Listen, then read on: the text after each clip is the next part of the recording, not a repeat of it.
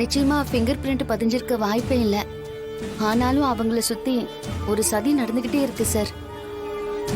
அதோட நாங்க சந்தேகப்படுற 2 பேரோட ஃபிங்கர் பிரிண்ட் அந்த நகையில பதிஞ்சிருக்கான்னு செக் பண்ணணும் சார். சார் இந்த நகைகளை எல்லாம் செக் பண்றதுக்கு நீங்க எங்களுக்கு கொடுத்து கொஞ்சம் ஹெல்ப் பண்ணுங்க sir.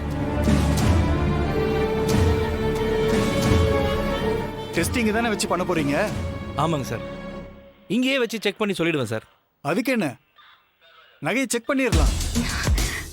Thank you sir. Sukumar sir, அந்த ஸ்டோர் ரூம் சாவி இருக்குல்ல, ஆமா சார், அதை எடுத்துட்டு வா. சரிங்க சார்.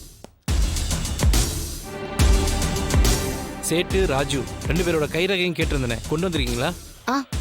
குடிச்சினும்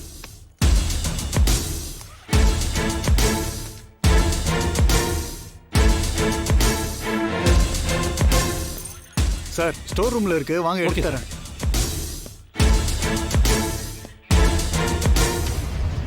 மாயா, இந்த கேஸ்ல இருந்து அத்தையை காப்பாத்துறதுக்கு என்னென்னலாம் பண்ற? பின்ன அந்த புவனேஸ்வரி இல்லாத கிரிமினல் வேலையெல்லாம் பண்ணுவா. அதுக்கு நாம பலியாடாயிடக்கூடாதுல்ல. அதோட அவளுக்கு சரியான பதிலடி கொடுக்கணும். இந்த கேஸ்ல இருந்து அத்தையை காப்பாத்திட முடியும்ல? நகைகள்ல பெரியம்மாவோட கைரேகை பதியலனா நிச்சயமா அவங்கள காப்பாத்திட முடியும். அதுக்குதான் இவ்ளோ போராட்டமும். மாயா, நீ கூட போலீஸ்ல இருக்க வேண்டிய ஆள்தான்.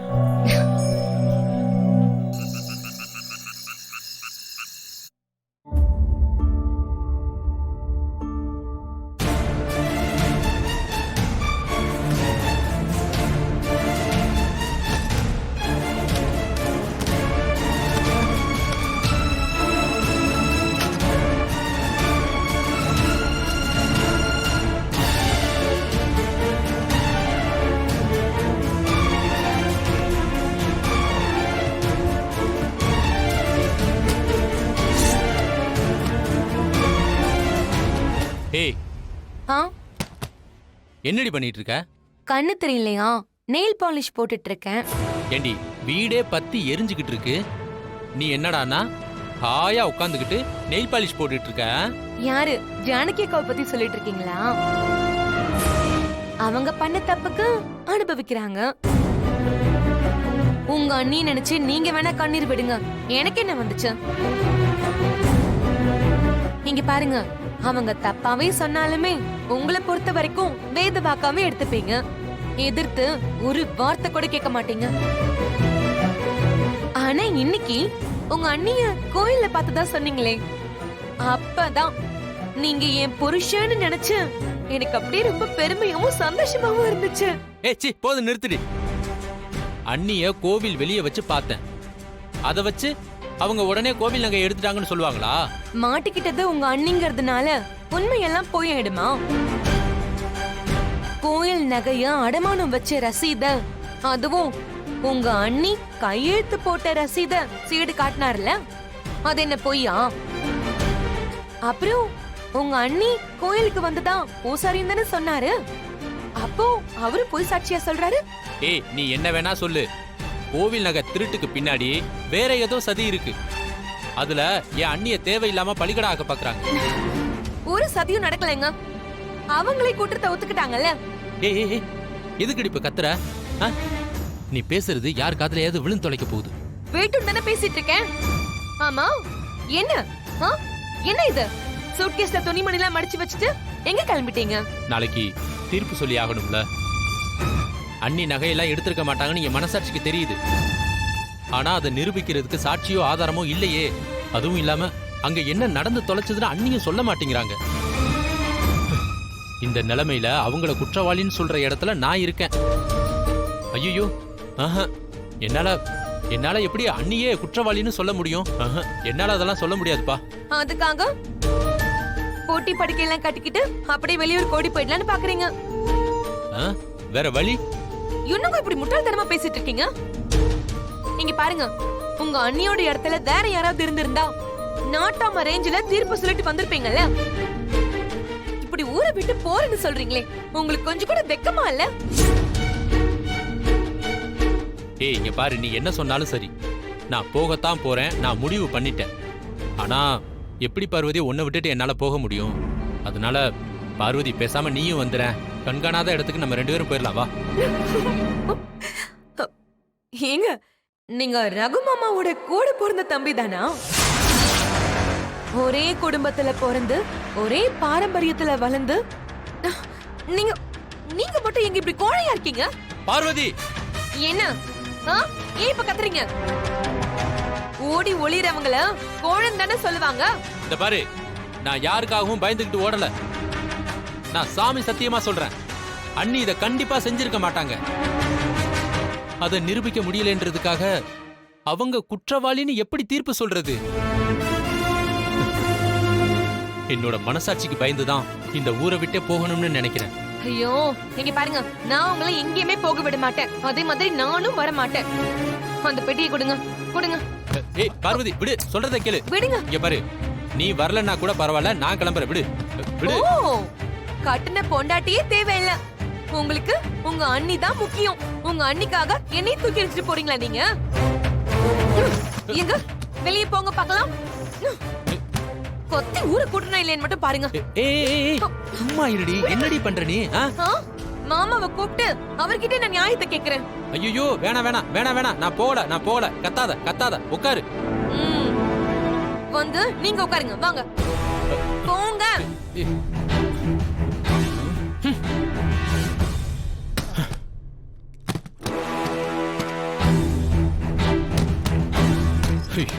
போறோம்.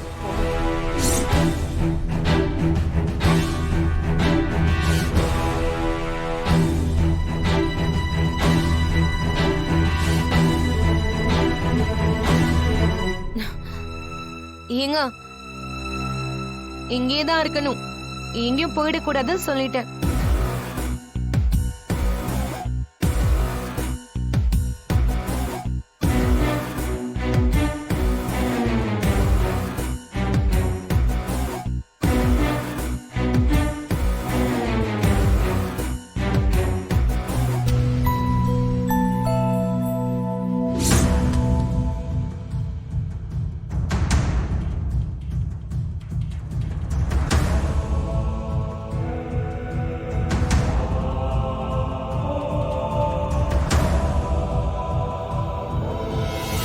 சித்தப்பா,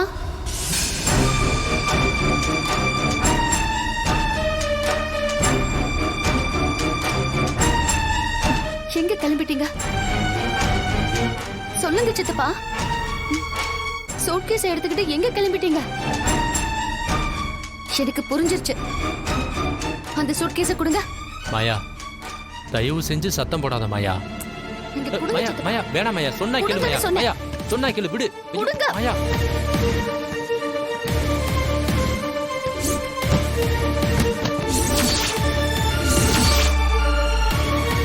என்ன மாயா நீ இப்படி பண்ற? ஐயோ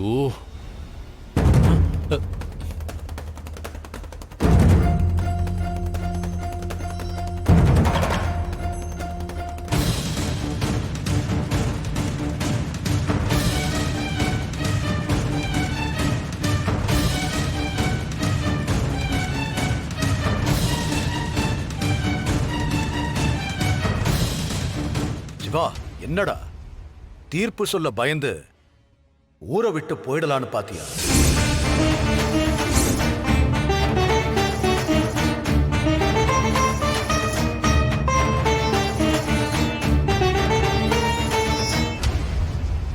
என்ன மன்னிச்சிருங்க அண்ணா. இதுவரைக்கும் நியாயமான தீர்ப்பு சொன்னவர் நீங்க, எங்க தப்பான தீர்ப்பு சொல்லிருவனோன்னு பயமா இருக்குண்ண. உன்னை யார் தப்பான தீர்ப்பை சொல்ல சொன்னது? இல்லண்ணே, அண்ணி இந்த காரியத்தை பண்ணிருக்க மாட்டாங்கன்னு நம்ம எல்லாருக்குமே நல்லா தெரியும். ஏதோ ஒரு 4 பேர் சாட்சி சொல்லிட்டாங்கன்றதுக்காக அண்ணி எப்படினே குற்றவாளி ஆவாங்க? ஆனா நான் சாட்சியை நம்பித்தானே தீர்ப்பு சொல்லணும். அப்புறம் அது அன்னிக்கு எதிரான தீர்ப்பாயிடாதா? நீ நியாயமான தீர்ப்பதான் சொல்லணும். அதுக்கு என்ன செய்யணுமோ அதை செய். அதை விட்டுட்டு ஊரை விட்டு போறேன்னு சொன்னா அதுக்கு என்னடா அர்த்தம்? அண்ணே, நேத்து வீசின காத்துல கோபுரத்துல உட்கார்ந்தவன நான்லாம். எனக்கு உங்களவுக்குலாம் யோசிக்க தெரியவே தெரியாதுண்ணே. என்ன தயவு செஞ்சு மன்னிச்சிருங்க அண்ணே.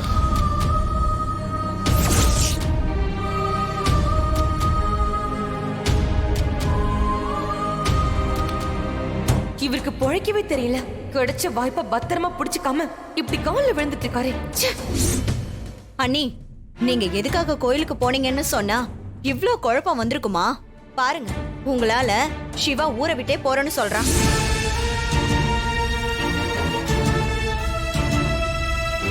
ஏய், தங்கச்சி சொல்றதா இருந்தா பஞ்சாயத்திலேயே சொல்லிருப்பாங்கல்ல. இப்ப எதுக்கு அதை கிளறிட்டு இருக்க? அண்ணன், நான் வந்து இப்படிதான் மாமா என்கிட்டயும் ஊரை விட்டு போறேன்னு புலம்பிக்கிட்டே இருக்காரு. நீங்களே இவரை கண்டிச்சு விட்டாதான் இவர் அடங்குவாரு. சிவா, தீர்ப்ப சொல்றதுக்கு சாட்சியும் ஆதாரமும் இருந்தாலே போதும். ஆனா உன் மனசாட்சிக்கு இவ குற்றவாளி இல்லைன்னு தோணுச்சுன்னா உண்மையை கண்டுபிடிக்கிற வரைக்கும் நீ தீர்ப்ப தள்ளி வைக்கிறது நல்லது. இது நம்ம அப்பா எனக்கு சொல்லி கொடுத்த பாடம்டா. இன்னைக்கு நீயும் அதையே சொல்றது எனக்கு சந்தோஷமா இருக்கு. ஆனா உண்மையை கண்டுபிடிச்சு தீர்ப்பு சொல்றதுக்கு பதிலா தீர்ப்பு சொல்றதுக்கு பயந்துகிட்டு ஊரை விட்டு போறேன்னு சொல்றதுலாம் தப்புடா. நாம இத்தனை காலமா கட்டி காத்த நம்ம பரம்பரையோட கௌரவத்தை நாமளே குழி தோண்டி புதைச்ச மாதிரி ஆயிடும். கோர்ட்டுல நீதி தேவதையோட கண்ணை கருப்பு துணியால கட்டிருக்காங்க. அது ஏன்னு தெரியுமா? குற்றம் சுமத்தப்பட்டவங்களை நம்ம சொந்த பந்தங்களா பார்க்க கூடாதுங்கிறதுக்காகத்தான்.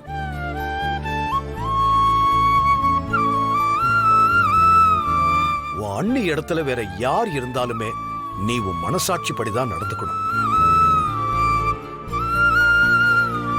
அப்புறம் நீ ஊரை விட்டு போறேன்னு சொன்னப்பதான் எனக்கு ஒரு விஷயம் தோணுச்சு. வீட்டை விட்டு நீ போக கூடாது, நாங்க தான் போகணும்.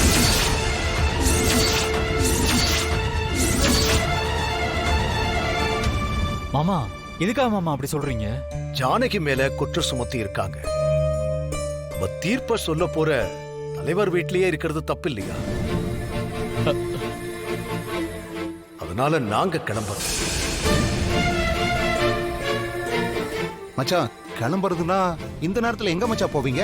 இது நம்ம ஊர் தானே, எங்கேயும் தங்கிக்க முடியும்.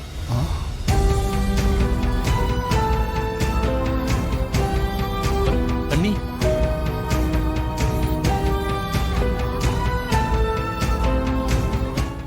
அண்ணே அண்ணே, உங்களை பத்தி எல்லாருக்குமே தெரியும்ண்ணே. யாருமே எதுவும் சொல்ல மாட்டாங்கண்ணே. அண்ணே, நீங்க நம்ம வீட்லயே இருங்கண்ணே. இல்லடா, நான் முடிவு பண்ணிட்டேன். என்ன கட்டாயப்படுத்தாதீங்க. பாரு, எல்லாமே உன்னால வந்த வேண. பத்மா, அவனை திட்டாத. நான் ஒரு நல்ல முடிவெடுக்க அவன்தான் காரணம்.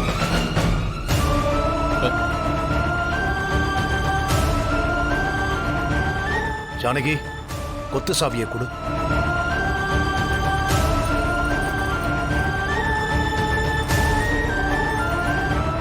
பார்வதி, இதை வச்சுக்கோ.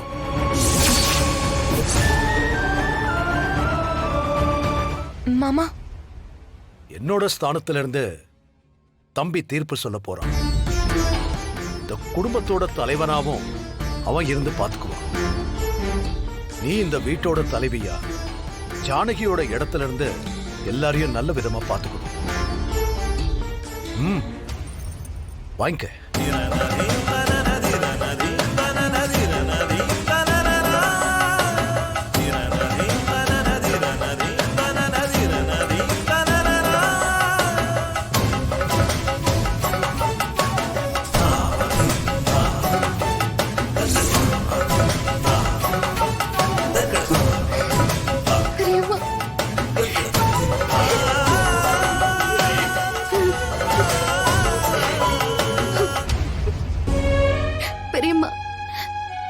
பொய்யான குற்றச்சாட்டுன்னு நிரூபணமாகி நீங்க நாளைக்கே வீட்டுக்கு வந்துருவீங்க பெரியம்மா.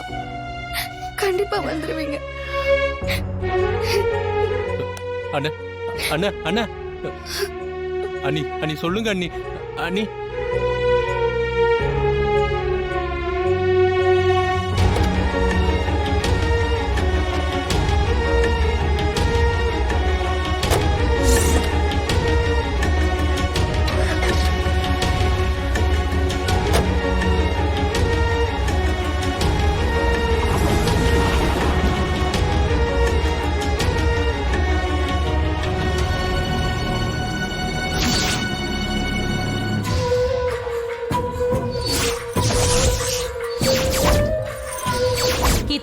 நான் ஆசைப்பட்ட இந்த வீட்டோட அதிகாரம் என் கைக்கு வந்துருச்சு.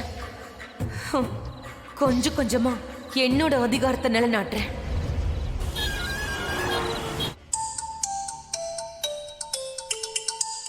யாரு? மாயாதான். அட்டன் பண்ணு. ஹலோ மாயா. தானா, இங்க பெரியப்பாவும் பெரியம்மாவும் வீட்டை விட்டே போயிட்டாங்க. என்ன சொல்ற மாயா? என்ன நடந்ததுன்னா,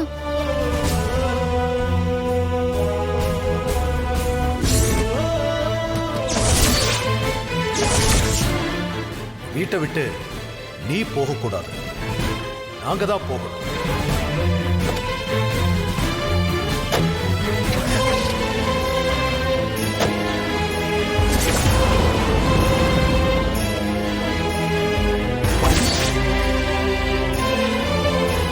அம்மாவும் அப்பாவும் எங்க போயிருப்பாங்கன்னு தெரியுமா? தெரியல தானா. பெரியப்பாவை எதிர்த்து பேசுறதுக்கோ அவரை போக வேண்டாம்னு தடுக்கிறதுக்கோ இங்க யாருக்கும் தைரியம் இல்ல. அதை விட 2 பேருமே சாப்பிடாம போயிட்டாங்க. அதான் அவங்கள நினைச்சாலே எனக்கு கவலையா இருக்கு. மாயா, அத்தை மாமாவை பத்தி நீ கவலைப்பட வேண்டாம். 2 பேருமே எல்லாருக்கும் நல்லதுதான் நினைச்சிருக்காங்க. அவங்களுக்கு எந்த ஒரு கஷ்டமும் வராது. அதோட மாமாவுக்கு எல்லாமே தெரியும். நகை திருட்டு பிரச்சனையும் அப்படிலாம் சும்மா விட்டுற மாட்டாரு. அதுல இருந்து எப்படியாச்சும் மீண்டு வந்துருவாங்க மாயா. நீ எதுக்கும் பயப்படாத. அந்த ஒரு நம்பிக்கையில தான் இருக்கேன். இந்த ராத்திரி நேரத்துல திடீர்னு கிளம்பி போயிட்டாங்களே, இப்ப எங்க போயிருப்பாங்கன்னு தான் கவலையா இருக்கு. மாயா, நீ ஒண்ணு கவலைப்படாத, நாங்க பாத்துக்கிறோம். அதனாலதான் தானே நான் உனக்கு கால் பண்ணேன். சரி மாயா. கதிர், அத்தையும் மாமாவும் எங்க போயிருப்பாங்க?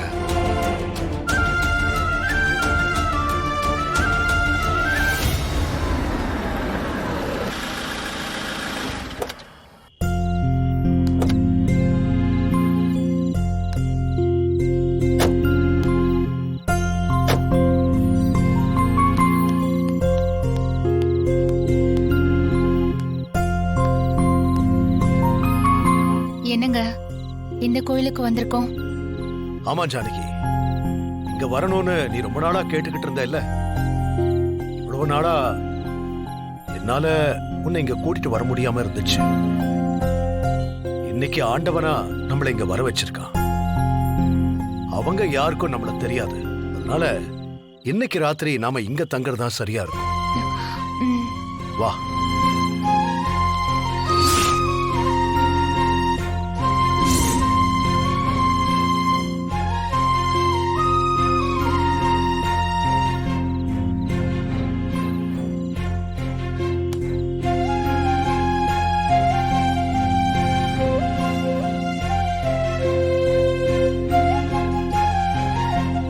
என்னால உங்களுக்கு எவ்வளவு கஷ்டம். அந்த ராத்திரி நேரத்துல எதுக்காக கோவிலுக்கு போனேன்னு இது வரைக்கும் நீங்க கேட்கல. அதுதான் என் மனசை இன்னும் அறுத்துட்டு இருக்கு.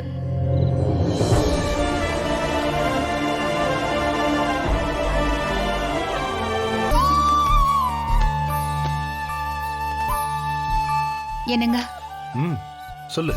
ராத்திரி நீங்க போட வேண்டிய மாத்திரை எல்லாம் எடுத்துட்டு வந்திருக்கேன்.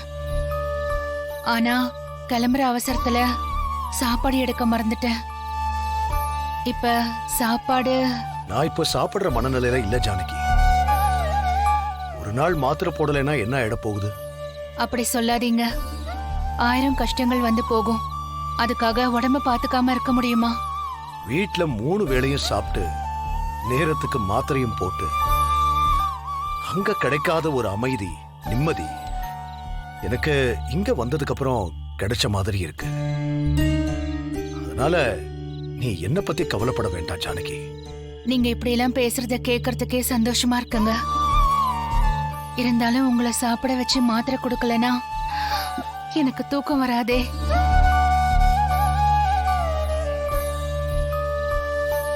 அம்மா, அங்க ஒரு தம்பதிங்க மாலை போட்டு மலைக்கு போறாங்களாம். அன்னதானம் கொடுக்குறாங்க. நீங்களும் போய் சாப்பிட்டு வாங்கம்மா. சரிங்க. சரிம்மா. ஏங்க, நமக்காக அவங்கள அந்த கடவுளே அனுப்பி வச்ச மாதிரி இருக்கு. வாங்க போலாம்.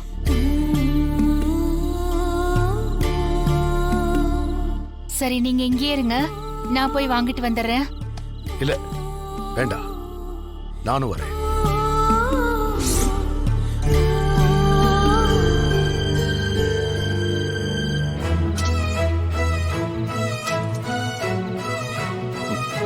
வணக்கம். ரொம்ப நன்றிங்க. ஆமா, மலைக்கு போறீங்களா?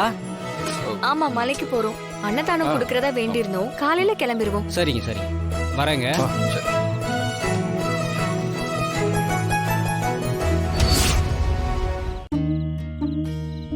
வணக்கங்க. வணக்கம்ப்பா. வணக்கமா. வணக்கம்.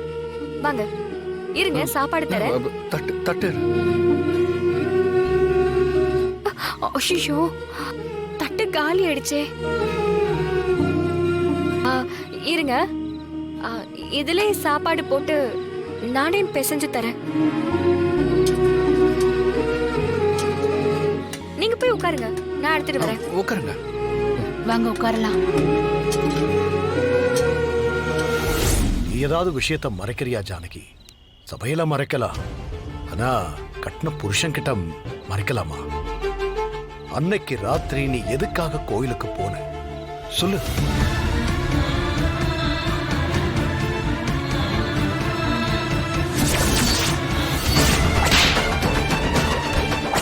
என் பொண்டாட்டி வேலையாடா பழி போடுறீங்க? வேணாம், சொன்னா கேளுங்க. வேணாம்.